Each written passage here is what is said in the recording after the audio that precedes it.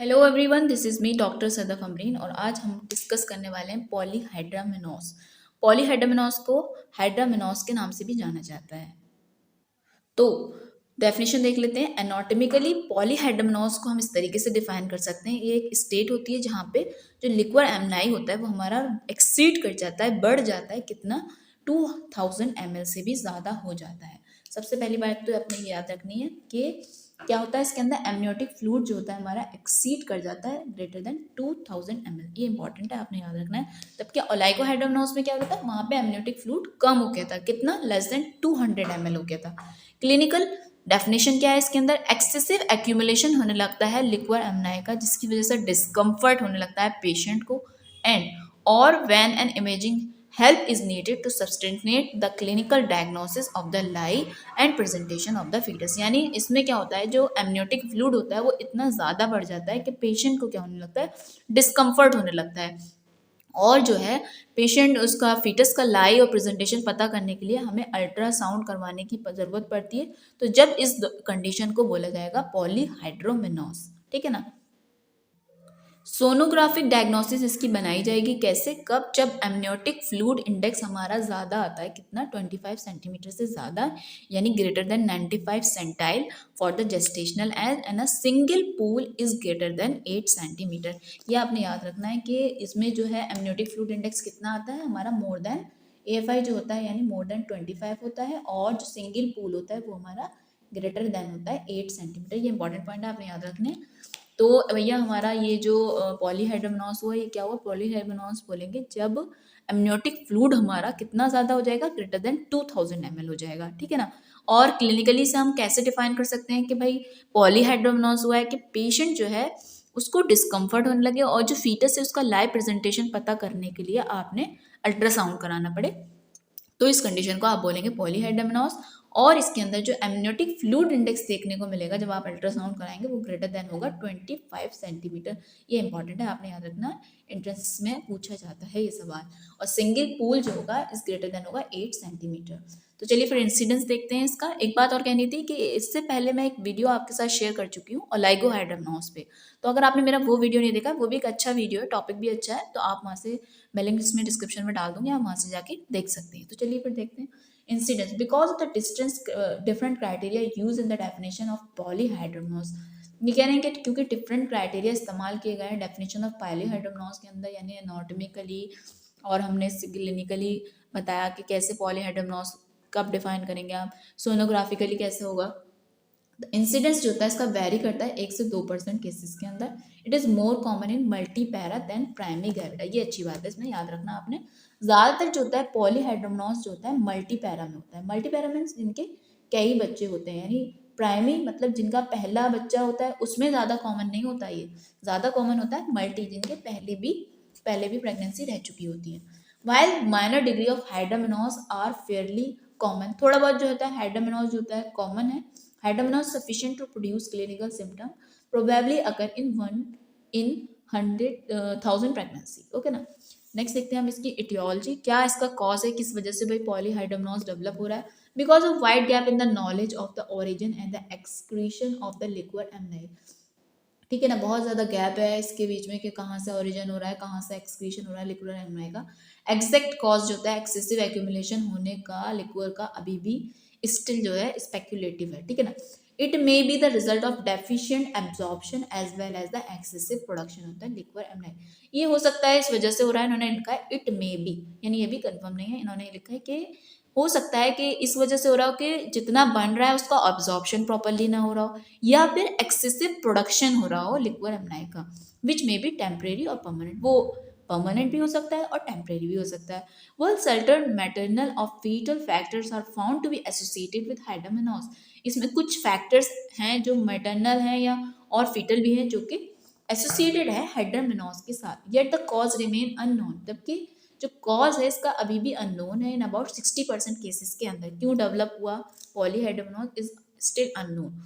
The composition of the liquid amnii however remain normal. तो आपने इस सिंपल सी, ये इन्होंने इतनी बड़ी बात के अंदर इन्होंने सिंपली बताया कि इसका कॉज अभी भी अननोन है, लेकिन इन्होंने एक पॉइंट इसमें बताया कि हो सकता है कि डेफिशिएंट एब्जॉर्प्शन की वजह से हो रहा हो या फिर as well as excessive production की वजह से हो रहा हो, या फिर लिक्विड एमनाई हमारा ज़्यादा बन रहा हो, या फिर उसका जितना बन रहा है उसका एब्जॉर्प्शन नहीं हो रहा, उस वजह से क्या हो रहा हो, हमारा पॉलीहाइड्रोमोनास डेवलप हो रहा है। तो नेक्स्ट देखते हैं क्या क्या इन्होंने फीटल एनोमलीज बताई हैं। Congenital fetal malformation is associated with polyhydramnios in about 20% cases, यानी मालफॉर्मेशन फीटल कॉन्जेनाइटल जो होते हैं 20% केसेस में होते हैं। Anencephaly, hydramnios is found is associated with anencephaly, anencephaly के साथ जो होता है 50% केसेस में ऐसा होता है कि उसके अंदर हाइड्रोमोनास देखने को मिलता है। कॉज इसका क्या होता है, excessive production of liquid amnii क्यों होता है, transudation from the exposed meninges होने लगता है, या फिर absence of the fetal swallowing reflex की वजह से, या फिर पॉसिबल सप्रेशन होने लगता है फीटल एंटी डाययूरेटिक हार्मोन का, जिसकी वजह से एक्सेसिव यूरिनेशन होता है। तो फीटल एनोमली कौन कौन सी है, ये कह रहे हैं 20% केसेस में ऐसा होता है कि जिनके अंदर पॉली होता है उनके अंदर कॉन्जेनाइटल मालफॉर्मेशन होता है, जैसे कि एनसीफेली। एनएनसीफेली में क्या होता है कि हाइड्रोमोनास 50% केसेस के अंदर देखने को मिलता है, ठीक है। क्यों, इस वजह से होता है कि या तो एक्सपोज मेनिंजेस की वजह से ट्रांसड्यूडेशन होने लगता है, या फिर सॉलोइंग रिफ्लेक्स नहीं होता है इस वजह से होता है, या फिर एंटी डायरेटिक हार्मोन जो होता है उनका जो होता है सप्रेशन हो जाता है, इस वजह से यूरिनेशन बहुत ज़्यादा एक्सेसिव होने लगता है। तो नेक्स्ट कॉज फीटल जो होता है या फिर ओपन स्पाइना बाइफिडा की वजह से होता है, increase direction from the meninges. दूसरा इसोफेजियल और ड्यूडेनल एट्रेजिया की वजह से हो सकता है, इससे क्या होगा, सॉलोइंग को प्रिवेंट करेगा लिक्वर की, एंड हाउएवर हाइड्रोमोनास जो होगा एसोसिएटेड होगा in about 15% cases of the oesophageal atresia. या फिर फेशियल क्लेफ्ट है या नेक मासेस हैं, तो ये भी क्या होता है नॉर्मल सॉलोइंग में इंटरफेयर करते हैं, तो इसकी वजह से क्या होता है एक्यूमुलेशन होने लगता है। हाइड्रोप्स फिटालिस जो होता है ड्यू टू रेसिस इम्यूनाइजेशन की वजह से, या फिर कार्डियोथोरेसिक एनोमलीज की वजह से, या फिर फीटल सिरोसिस और ऑफन एसोसिएटेड विद द हाइड्रोमोनास। यानी फीटल वाले कॉज में आपने सारे कॉन्जेनाइटल मालफॉर्मेशन याद रखने, कौन कौन से, एनेंसीफेली, ठीक है, open spina bifida, oesophageal atresia, facial cleft या नेक मार्क्स, या फिर हाइड्रोप फिटालिस। अब भाई फीटल तो हो गए ये कॉज, अब प्लासेंटल कौन से कॉज हैं जो कि रिस्पॉन्सिबल है फॉर द डेवलपमेंट ऑफ ओलाइगो नहीं पॉलीहाइड्रोमोनास के लिए। तो इन्होंने बताया कोरियोएंजियोमा ऑफ द प्लासेंटा जो है, tumour growing from the single villus consist of hyperplasia of blood vessels and connective tissue result in the increase transudation. ये क्या है, एक कोरियोएंजियोमा एक अलग सा एक टॉपिक है, इसमें मैं आपको डिटेल में डिस्कस करूंगी उसको। यहाँ पे क्या होता है, एक ट्यूमर ग्रोइंग बन जाता है फ्रॉम द सिंगल विलस की वजह से, जिसकी वजह से हाइपरप्लेजिया होने लगता है ब्लड वेसल्स का एंड कनेक्टिव टिश्यू का। तो ये आपने प्लासेंटा में याद रखना है, cause chorioangioma of the placenta. Multiple pregnancy, यहाँ पे इन्होंने बताया था कि ज़्यादातर मल्टी पैरा के अंदर होता है, ये बोला है multiple pregnancy. Multiple pregnancy is about 10 time more common in all over incidents. Multiple pregnancy 10 गुना ज़्यादा कॉमन है पूरे इंसिडेंट्स के अंदर। Hydramnios is more common in uniovular twins के अंदर, usually affecting the second sex. ज़्यादातर हाइड्रोमोनास जो होता है मोर कॉमन है यूनिओव्यूलर ट्विंस के अंदर, इनके अंदर ओवा एक होता है, यूनिओव्यूलर मीन्स एक ओवा जिनके अंदर होता है, उसमें भी सेकंड सेक्स को ज़्यादातर ये इफेक्ट करते हैं। मैटरनल कॉज क्या होते हैं भाई, क्यों मदर का क्या कॉज होता है इसके अंदर, मदर में जो कॉज आते हैं या तो डायबिटीज होती है, या फिर कोई कार्डिक या रीनल डिजीज होती है जिसकी वजह से पॉलीहाइड्रोमोनास देखने को मिलता है। Diabetes is more common, it is more common in hydramnios, यानी डायबिटीज ज़्यादा कॉमन है, मदर का जो फैक्टर है वो डेवलप करने में पॉली को, तो वो डायबिटीज है। Hydramnios is associated with diabetes is about 30% cases, 30% लोग ऐसे होते हैं जिनके अंदर हाइड्रोमोनास डायबिटीज के साथ देखने को मिलता है। However, with adequate supervision, the incidence of hydromonas can be lowered, ठीक है ना। It is presumed that a raised maternal blood sugar, ये बोला है रेज, अगर फीटल, इसकी वजह से क्या होगा, फीटल ब्लड शुगर भी बढ़ेगा, फीटल डायूरेसिस होगी, फिर हाइड्रोमोनास डेवलप हो जाएगा। कोई कार्डियक या रीनल डिजीज है अगर मदर को, इसकी वजह से क्या होता है, एडिमा होता है प्लासेंटा का, जिसकी वजह से ट्रांसड्यूडेशन बढ़ जाता है।